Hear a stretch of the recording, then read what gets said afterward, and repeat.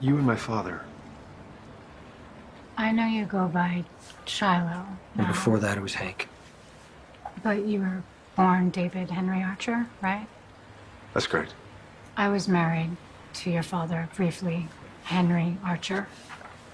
I knew that he had a son, but I never met him. He was overseas, spending his trust fund when I was married to Henry. That was you? Yeah, I mean, not a time in my life that I was particularly proud of, but yes, it was me. My father wasn't married to anyone named Sam. Like you, I also had a lot of aliases. It's amazing.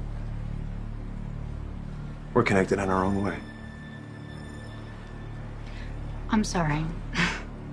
You show up in a town that I live in, and you happen to get my sister to volunteer for your group at the DOD, and you somehow think it's a coincidence?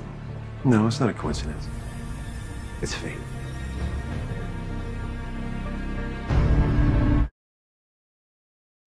Okay, look, I know that this is highly coincidental, but I had no idea that my father's ex was living here in Port Charles. Or Drew's son was living under your roof. No, none.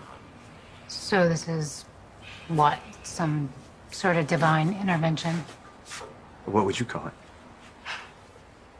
A scam?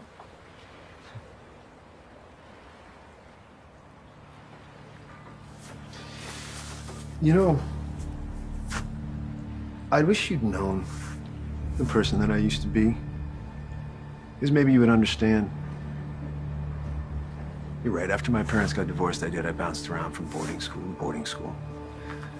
And then by the time my father met you, I was an adult, legally, anyway, and I was burning through that trust fund money like it was limitless. Guess how that turned out. So, after I was alone, and I was broke, and I was broke in spirit, and I couldn't go to my father because my father had financial problems of his own.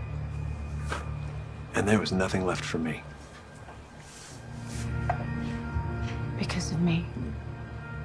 Now, if you're asking me if I blamed you, hated you, even, yeah, I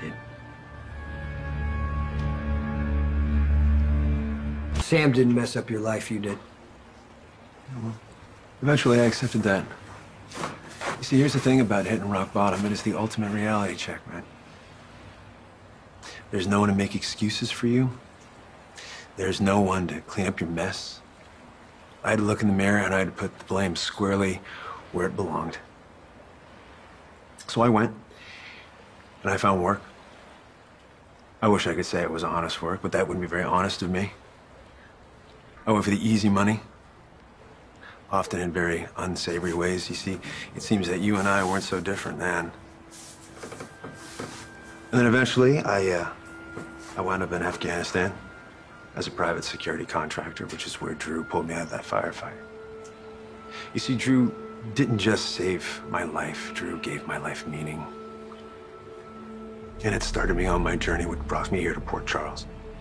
That's inspiring. You don't sound convinced. It has me wondering, like you digging around in my past, using one of my old aliases.